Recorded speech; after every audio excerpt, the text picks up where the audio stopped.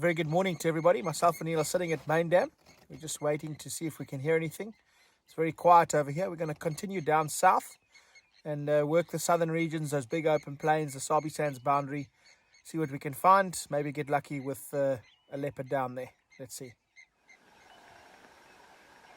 We got tracks for the Manyeleti pride here. I'm going to be following up.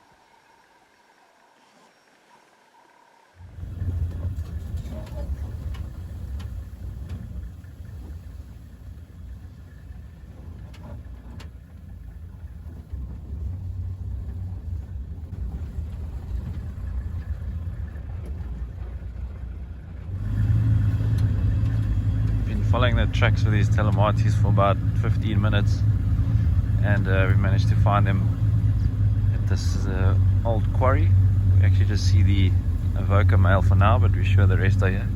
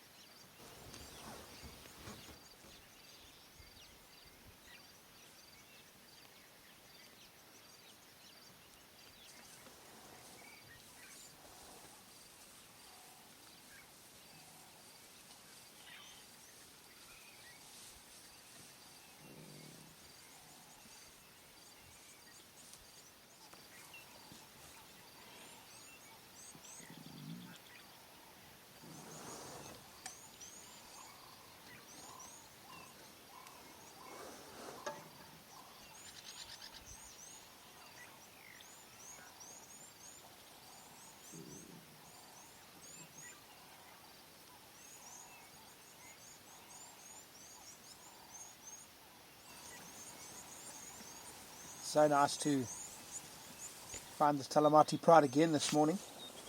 Just shows you what a successful pride they are. We were talking about it last night. 5 fully grown females is a pretty awesome hunting unit. It's one of the reasons why the cubs are so healthy and the pride is so healthy. These females kill constantly.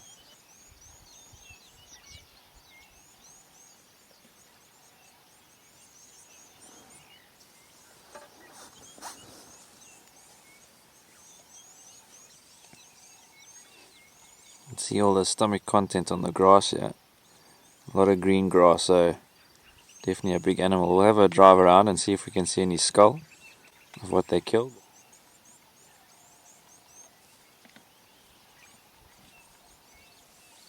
It's probably one of the more famous members of this Manyeleti pride, this female with a blue eye. You can see it nicely. Not sure how she got that injury to that eye, do you, Al? No, not sure. So she's blind in that right eye. Ever since I started here 6 years ago. First time I saw her was at SA Dam, and she was mating with one of the Salati males, or old southern males. Doesn't seem to be harming her, that eye.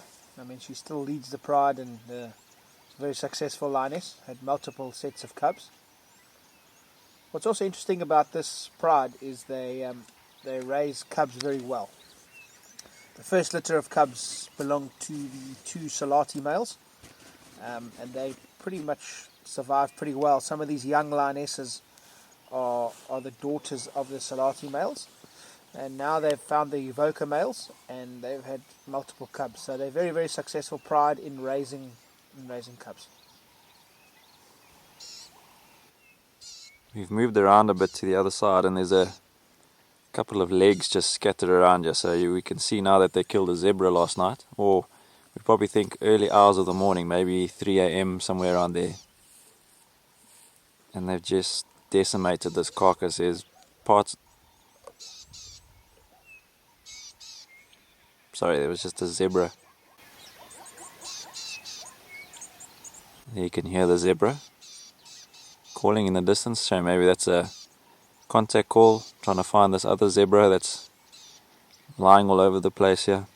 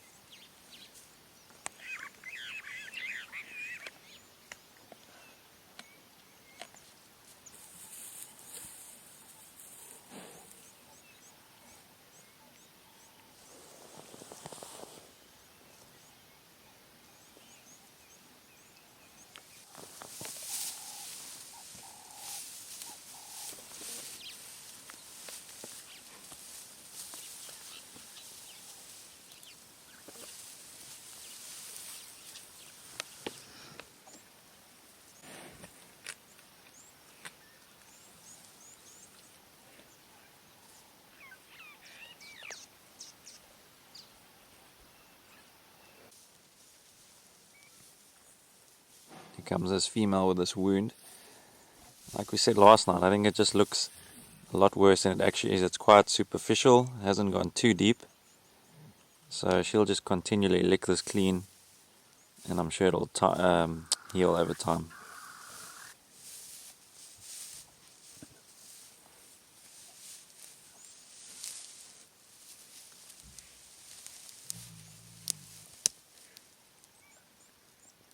And I think that's also just the reality of lions and how they hunt and what they hunt. They're hunting giraffe, buffalo, zebra, kudu, waterbuck. All of those animals have incredibly good defenses, sharp hooves, sharp horns, and that's just the risk these lions take when they do hunt these big game.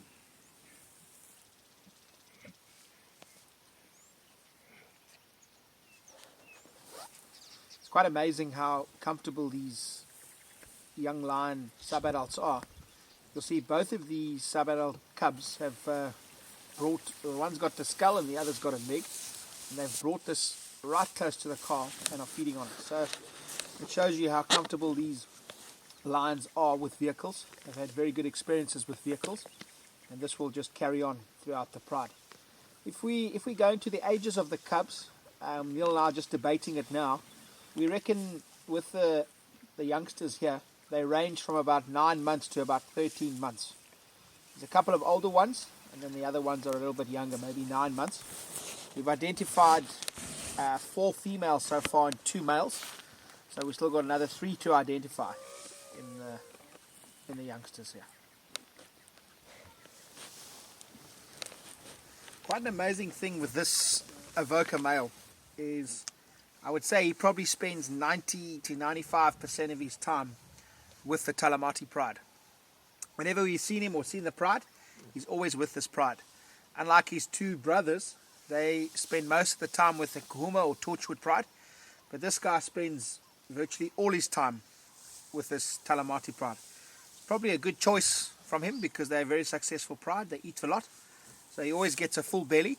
What it also means is the pride has constant protection from a large male. They move up into the Manyeleti here, he roars, keeps all other males away. So if we put down how successful the Avoca coalition is, an incredibly successful coalition at the moment. They've raised cubs with the Nkumas and with the Talamatis, and they seem to be mating with the Torchwood pride. So very, very successful coalition of males.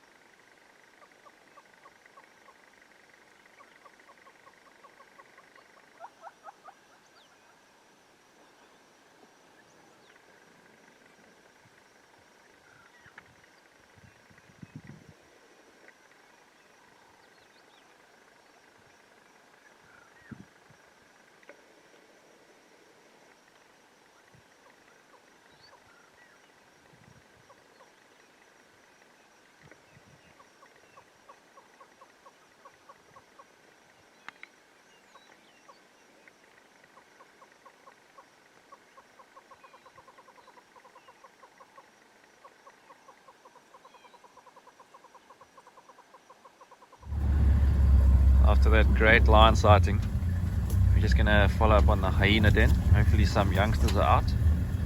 It's quite a cold, cloudy morning, so they might still be in the burrow, but let's hope they're out. Just coming up to the den now, we're in luck. You can see 3 youngsters.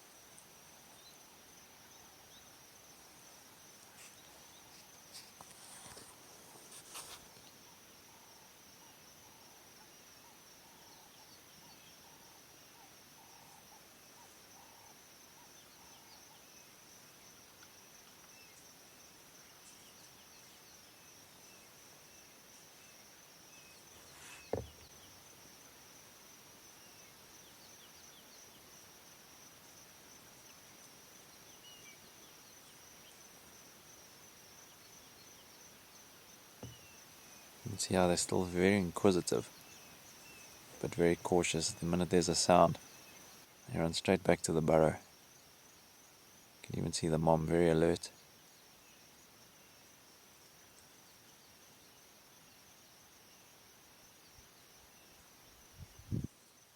As we drove in, the older cub was also out, so I'm sure with a bit of time it'll come out. It's a little bit shy.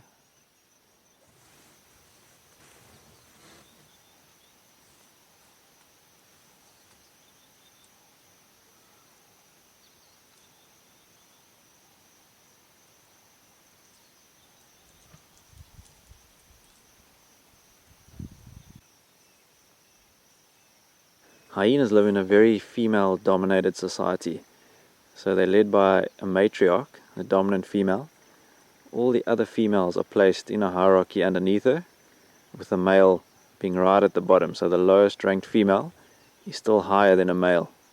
So it's quite interesting when you come to a den situation like this, in that the quest for dominance and power starts from a very young age. So hyena females usually give birth to 2 cubs.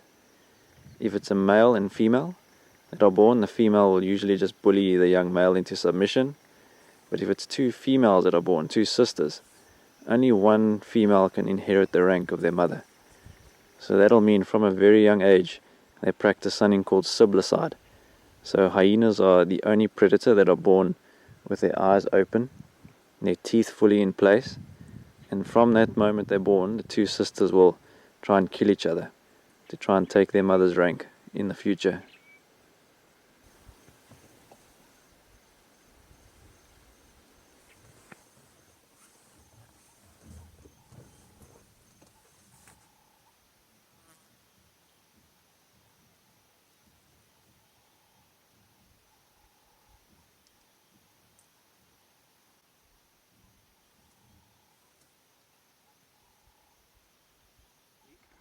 It's always nice to see a group of giraffe like this on an open clearing, perfect picturesque scene of Africa.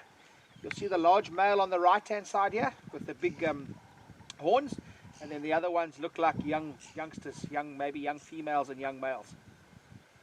It's really, really nice to see this group of giraffe like this.